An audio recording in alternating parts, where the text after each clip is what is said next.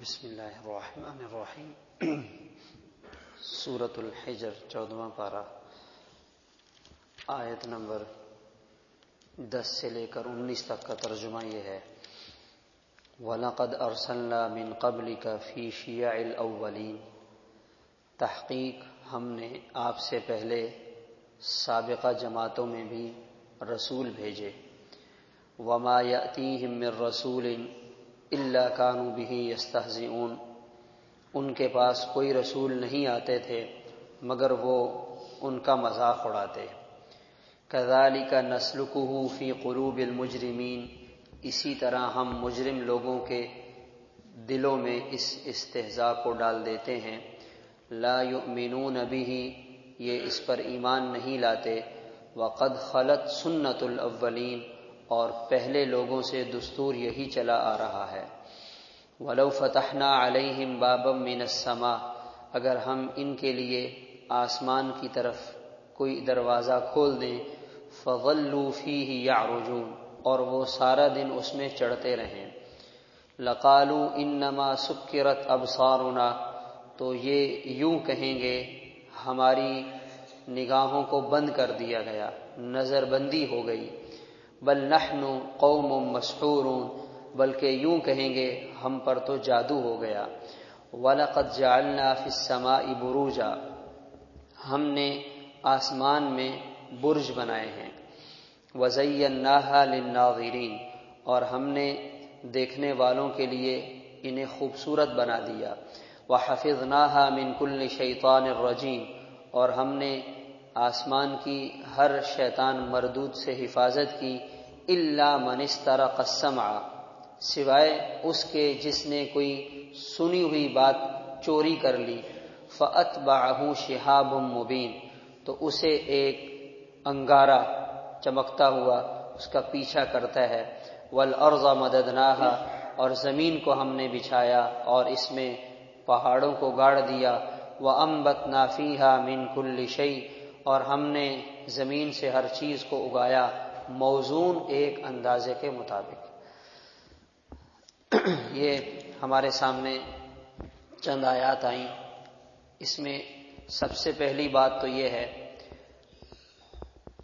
انبیاء علیہم السلام پر جب حالات آیا کرتے تھے تو اللہ تعالیٰ انہیں تسلی دیا کرتے۔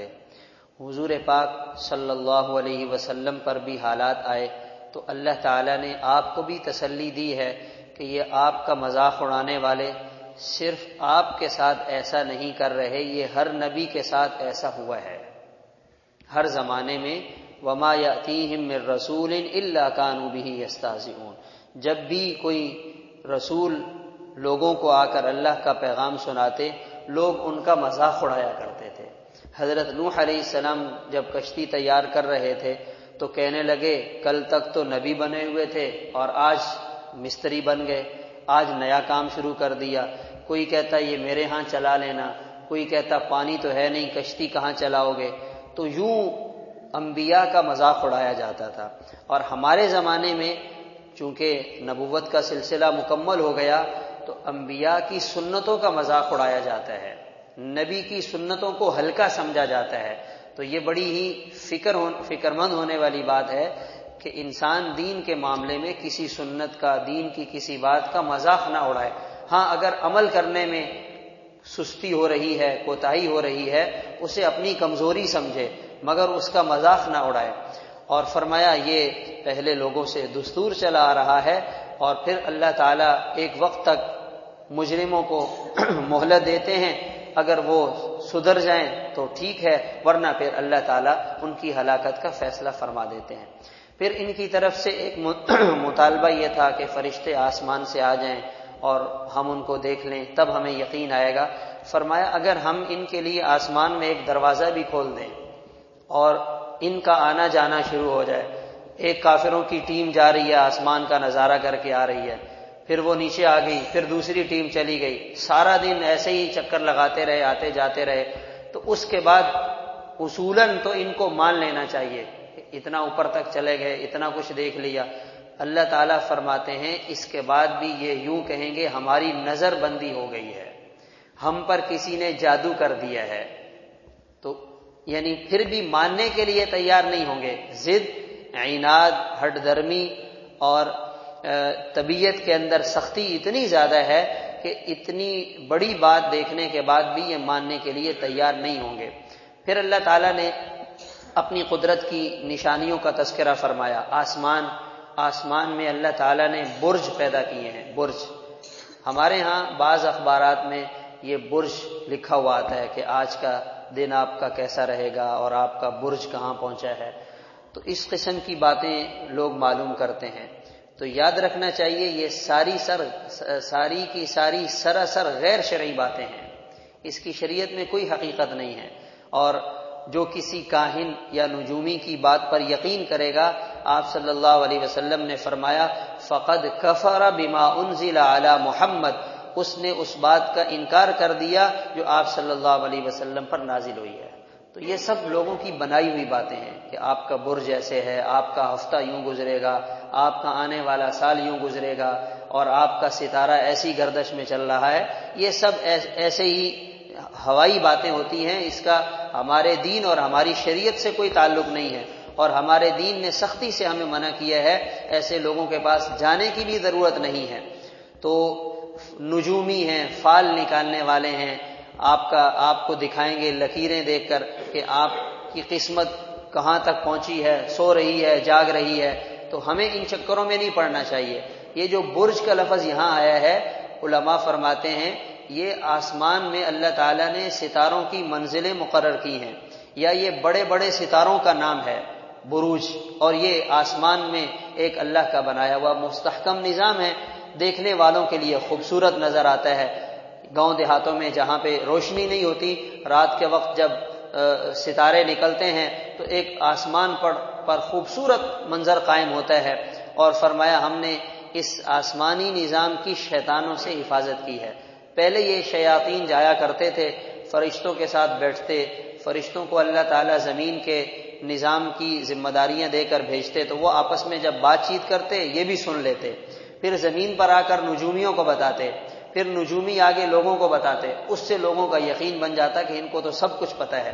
ایک سچ میں 100 جھوٹ ملا کے جو ہے وہ لوگوں کے سامنے رکھ دیتے. تو یہ پھر پابندی لگ گئی. اور جب آپ صلی اللہ علیہ وسلم تشریف لائے ہیں، پھر اگر کوئی کوشش کرتا تو اسے شہاب ثاقب کے ساتھ مارا جاتا. یعنی کوئی شیطان وہاں آسمان میں فرشتوں کی کوئی بات چوری چھپے سن کر کوشش کرتا آگے بھاگنے کی، تو پیچھے سے شہاب ثاقب آ کر اسے لگتا، اس سے وہ مر جاتا اور وہ ختم ہو جاتا. اس کا یہاں پر تذکرہ موجود ہے. پھر یہاں یہ بات بھی ہمیں سمجھنی چاہیے کہ لوگ اس قسم کے معاملات میں ہم پر کسی نے کچھ کر دیا ہے، ہم پر کوئی اثر ہو گیا ہے، اس پر کوئی جن آ گیا ہے، یہ لوگوں کو اب ان چیزوں میں وہمی بنا دیا گیا ہے. لوگوں کو وہمی بنا دیا گیا ہے. 100 میں کوئی ایک مریض ہوگا جس کے ساتھ کوئی ایسا مسئلہ ہوگا. جنات اتنے فارغ نہیں ہیں کہ وہ ہمارے پیچھے پڑے رہیں. ان کی ایک اپنی زندگی ہے، ان کا ایک اپنا نظام ہے. تو آج تو جس کے ساتھ کوئی پریشانی ہوتی ہے وہ جاتا ہے، جی آپ پر تو کسی نے کچھ کر دیا ہوگا، اور وہ بندہ پہلے سے ڈرا ہوا ہوتا ہے، حالات کا شکار ہوتا ہے، وہ سامنے والے کی بات پر فوراً یقین کر لیتا ہے.